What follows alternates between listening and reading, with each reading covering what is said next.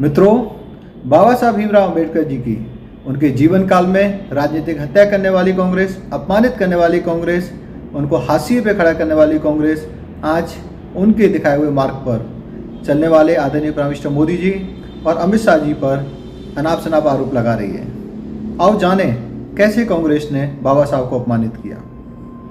कांग्रेस जानती थी कि बाबा साहब भीमराव अम्बेडकर जी की एक्सेप्टेंस, पॉपुलैरिटी पूरे देश में पंडित नेहरू से अधिक है। इसीलिए द्वेष के कारण साजिश के तहत उन्होंने बाबा साहब को 2 बार लोकसभा चुनाव में हराया, अपमानित किया ताकि वो निष्क्रिय हो जाएं, अपनी बातें ना रखें, समाज की बातें ना रखें, दबे पिछड़ों की बातें ना रख पाएँ। और वो यहीं नहीं रुके। जब बाबा साहब का स्वर्गवास हो गया उसके बावजूद भी उनकी जो घृणा है, द्वेष है, वो जारी रहा। पंडित नेहरू जी ने अपने आप को भारत रत्न दे लिया, और भी लोगों को मिल गया, कांग्रेस के चेतों को मिल गया, लेकिन बाबा साहब को 40 साल तक, 45 साल तक सम्मानित नहीं किया गया। वो सम्मान देने का काम भारतीय जनता पार्टी की जो कोalition गवर्नमेंट बनती है उस समय भारतीय जनता पार्टी के कार्यकर्ताओं के अनुग्रह पे, भारतीय जनता पार्टी के कार्यकर्ताओं के कहने पे दिया जाता है। क्यों कांग्रेस ने नहीं दिया? अगर कांग्रेस मानती थी तो कांग्रेस को कुछ मान सम्मान देना चाहिए था। ये अपने आप में दिखाता है, पहले अपमान किया, हराया, फिर 40 साल तक सम्मान नहीं दिया।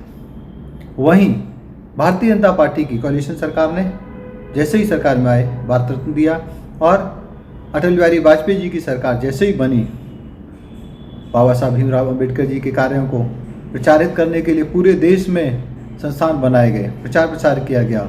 14 अप्रैल जो बाबा साहब का जन्म दिवस होता है उसमें बड़े बड़े कार्यक्रम करने का प्रारंभ भारतीय जनता पार्टी के कार्यकर्ताओं ने, भारतीय जनता पार्टी की सरकार ने किया। मोदी जी ने 125वीं जयंती बाबा साहब की बड़े धूमधाम से पूरे विश्व में मनाई।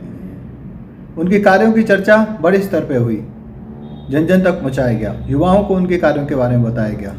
बाबा साहब भीमराव अम्बेडकर जी के नाम पे अंतर्राष्ट्रीय केंद्र दिल्ली में स्थापित किया गया, भव्य मूर्ति लगी हुई है, बहुत सारे वहाँ पे मीटिंग रूम हैं, कॉन्फ्रेंस हॉल हैं, प्रोग्राम्स होते हैं, बाबा साहब को लोग नमन करते हैं, याद करते हैं।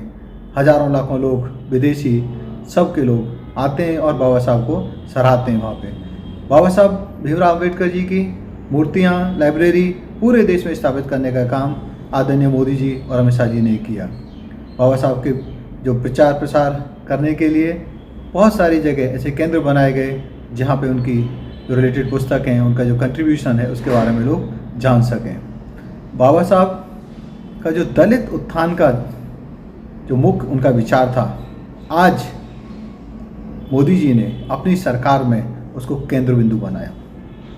दलितों को अपनी कैबिनेट में भी सम्मान दिया, पार्टी में भी सम्मान दिया, और जितनी भी जन कल्याणकारी योजना है, सरकारी योजना है, उनमें केंद्र बिंदु बनाया। स्टैंड अप इंडिया खड़ी की ताकि हमारे दलित युवा खड़े हो सकें। दलितों को विशेष तौर पे रोजगार में लगाने के लिए उनको ट्रेनिंग दी गई, स्किल इंडिया के तहत उनको ट्रेनिंग दी गई। उनको जब मुद्रा में लोन दिए गए 40 करोड़ से ज़्यादा, तो हमारे SC/ST समाज को प्रायोरिटी पर रखा गया, महिलाओं को प्रायोरिटी पर रखा गया। 4 करोड़ से ज़्यादा जब घर दिए आदरणीय प्राइम मिनिस्टर मोदी जी ने, तो हमारे दलित समाज को प्रायोरिटी पर रखा गया। घर घर में टॉयलेट बनाया, तो आदरणीय प्राइम मिनिस्टर मोदी जी ने दलित समाज को प्रायोरिटी पर रखा ताकि उनको बराबरी का मान सम्मान मिल सके। तो जितनी भी योजनाएं, अन्न की योजना है, PM किसान की योजना है, हर जगह आदरणीय प्राइम मिनिस्टर मोदी जी ने सामाजिक समानता और बराबरी के अधिकार का जो बाबा साहब का विचार है उसके अनुसार उन्होंने अपनी सरकार चलाई। आज जब लोग बाबा साहब भीमराव अम्बेडकर के विचार के अनुसार मोदी जी की सरकार और मोदी जी के कार्यों की सराहना कर रहे हैं, तो कांग्रेस परेशान है, दुखी है, समझ नहीं पा रही है कि वो कैसे समाज को तोड़े, कैसे हिंदू समाज को तोड़े जो एकजुट हो गया है, जो तीसरी बार मोदी जी को प्रधानमंत्री बना के लाया है, जो मोदी जी को प्रेम करता है, उसमें सभी लोग हैं।